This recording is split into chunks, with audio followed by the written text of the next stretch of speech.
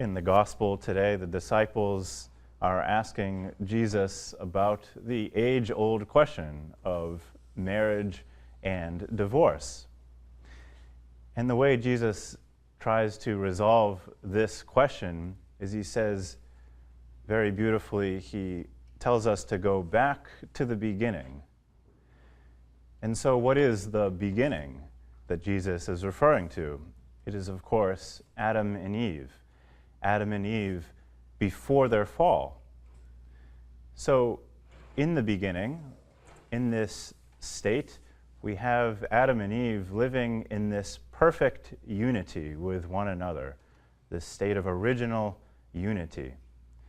And it says, as we know from Genesis, that they were naked and unashamed. So they felt no shame whatsoever with one another. And we can look at this situation of unity and lack of shame and see that in this original marriage that there was nothing between Adam and Eve.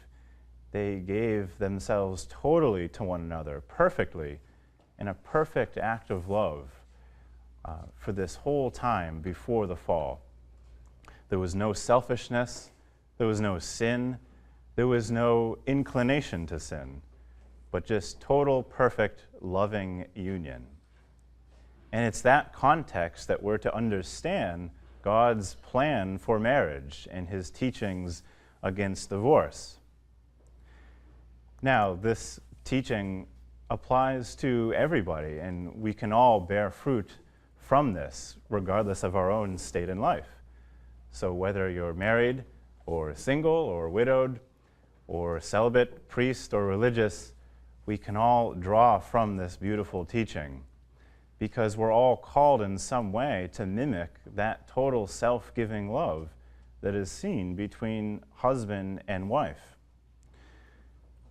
Saint Pope John Paul II very famously went back to this phrase from the Second Vatican Council as a theme of his teaching, and it says that man only finds himself in a sincere gift of himself. In other words, we only discover the true depths of our being, of our humanity, and of the love that we have to offer when we give ourselves away as a gift to others. And so that applies to every state in life. So whether we're married or single or whatever it is, that this is the love that we're all called to. And if that love is not a spouse, we can also give ourselves, strive to give ourselves ever more fully each day to a family member or to the service of the church, to a work of mercy, a neighbor in need, whatever it is. We are all called to that total self-giving love. And we see it represented most fully in marriage. So for all of us, marriage is ultimately something that points beyond this world. It's to point us to the world to come.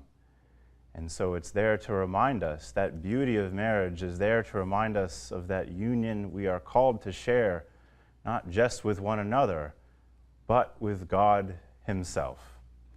And it's in this context that we can understand the beauty of the teachings of marriage, and that his teaching on divorce is not just some arbitrary rule, but it actually points to the inner nature and meaning of marriage, of love, and of what we are made for, the deepest longings of our heart to give ourselves away in acts of selfless love to God and to neighbor.